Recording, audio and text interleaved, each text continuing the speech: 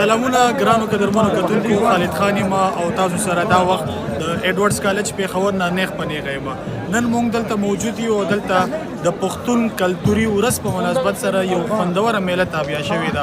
په دې کې د خیبر پښتونخوا د ټولو ضلعو په شمول د قبایلي ضلعو رنګونه چې کوم دي هغه ښودل کېږي، هغه خوراک وي یا د هغې لباس وي یا د هغې چې کوم دي نور کلتوري هلې ځلې، دغه ټول چې کوم دي په دغه میله کې د دې ننداره کېږي.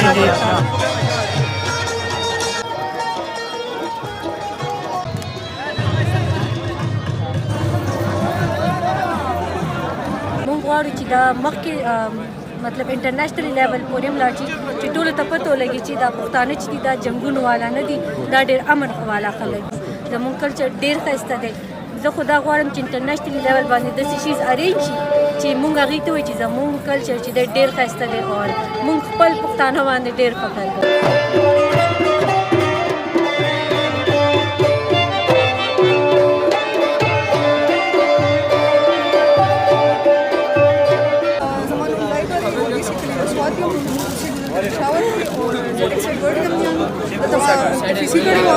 और اوس د خو ایونت ته راغلی یم.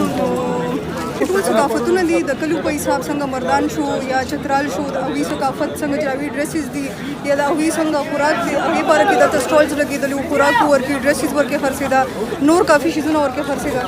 دنیاداری نه ګوري د عشق روزګار ګوري، دنیاداری نه ګوري د عشق روزګار ګوري، چې ځان له یار ګوري زړه راله کار ګوري، چې ځان له یار ګوري زړه راله کار ګوري. هو دنیاداری نه ګوري د عشق روزګار ګوري. دا یو عکاسي کول دی زموږ د معاشرې، زموږ د کلتور. زما په خیال چې دغسې څومره ډېر شي پروګرامونه دومره ښه ده.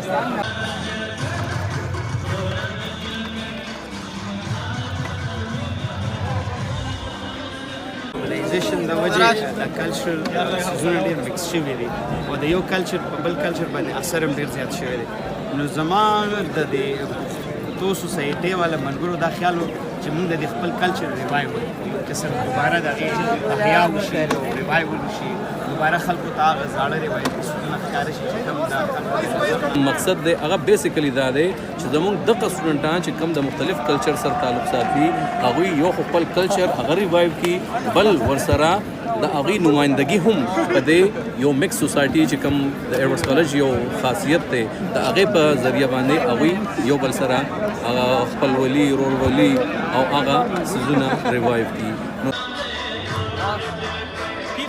چې په پولیټیکل انډرسټینډینګ کې کلچر د یو قوم سافټ پاور دی. ایډورډز کالج موږ له دا موقع راکړې ده چې موږ دا سافټ پاور وپېژنو د خپل قوم.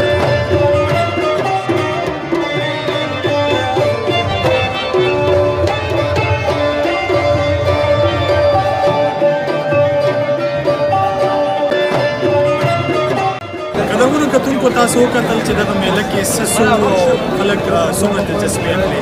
دې دې وکړي چې د پښتونخوا په هر یو ګوټ کې د پښتو او د پښتنو لپاره همدغه شان کلتوري میلې چې کوم دي هغه تابع کېږي او ځوانان او پرېکړه دي همدارنګه موږ له راکړه اجازت الله.